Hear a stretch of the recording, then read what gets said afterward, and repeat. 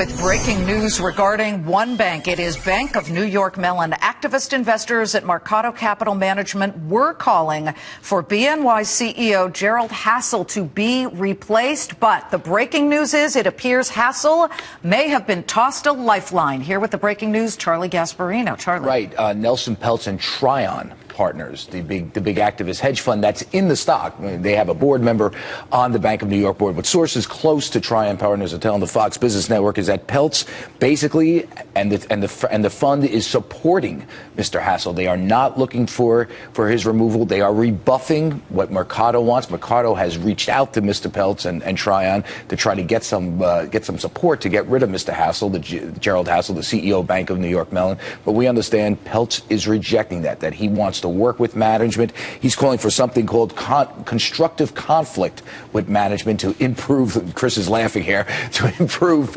shareholder value. Where that conflict might come in is anybody knows. They want to reduce costs. They want to increase the share price. There's also a lot of talk, and they're weighing this, about some sort of breaking up of the bank, selling off its custodial unit, keeping its asset management unit. If you kept Bank of New York's asset management unit, which is a higher growth business than the custodial unit, which isn't, you're talking about having the probably 7th or 8th largest asset management. But again, it's battle of the activists. But we should point out that Peltz is basically telling Mercado, go pound sand. We want Gerard Hassell. We like him. We are working constructively with him. We see the stock of BNY Mellon. And I will say this, and here's the difference between Fox Business and CNBC once again. They had Nelson Peltz on CNBC today. Mm-hmm. Jim Cramer and the rest of the gang did not ask him about Mr. Hassell. Charlie, the stock is responding right now. But they did not. This is the difference between their program and our program. You can get all the good guests you want. We actually have better guests because we got Chris Whalen right here. But you can blow big interviews. They blew that interview. The real story is that Tryon wants to work with Hassell.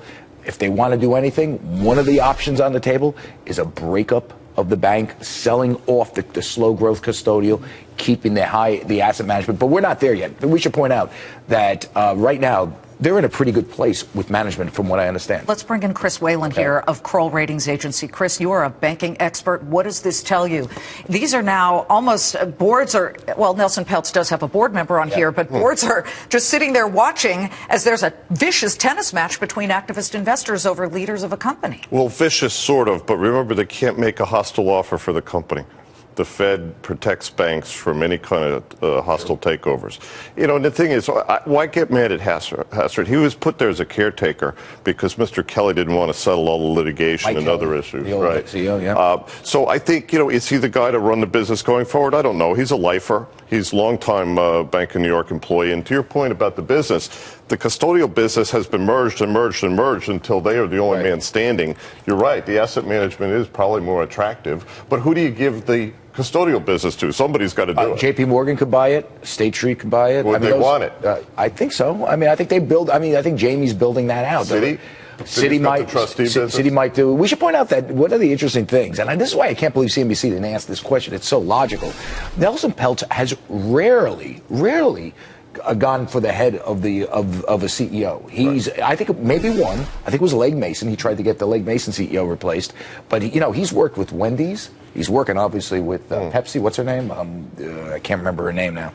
The CEO of Pepsi. Indra Nooyi. Indra Nooyi. But he's essentially he's much more of a constructive guy, and there's going to be a rubber meets the road moment here because they're going to propose, I think, something semi-radical at some point. But they're working with the board. They're not and I think that is a key thing for this company because Mercado is very small, and let's face it, Mercado's not going to push around Nelson Peltz. But you know what? If they're actually talking this way, maybe Bank of New York is done with dealing with their legacy issues, because otherwise the board wouldn't have anything to say. Okay, but no bank is done with dealing with the stress test issues. As you know, Bank of America is the one that had questions about its Part 2 stress test yesterday. Do you like Bank of America? Do you stay away from it? What's going on there? I have always been very disappointed in Brian Moynihan and the whole Why? Because the performance of the bank is awful. Buffett loves it. Buffett loves him. Well, many Buffett got a sweetheart deal. No, but many people do. Many people try and fashion a bull argument for Bank of America, but I just say, look at the performance. Look how long it's taken them to deal with their issues. Over $100 billion shoveled into the furnace for settlements and fines.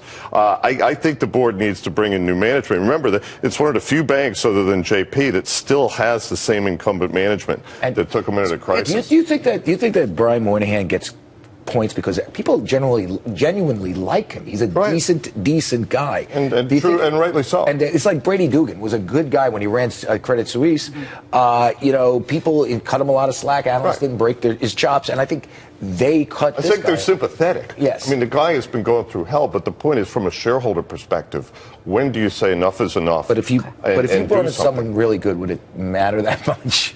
Well, maybe you spin Merrill. The most interesting thing in Bank of America is Merrill Lynch. Yes, good to see both of you. Listen, the banks, you can't have a major rally that's sustainable without the financials. Absolutely. This is an interesting one today. Charlie, thank you. Charlie's going to be back with more news coming up. Chris, great to see you. Chris Whalen, Kroll Bond Rating Agency Senior MD with the hand and shoulder tap.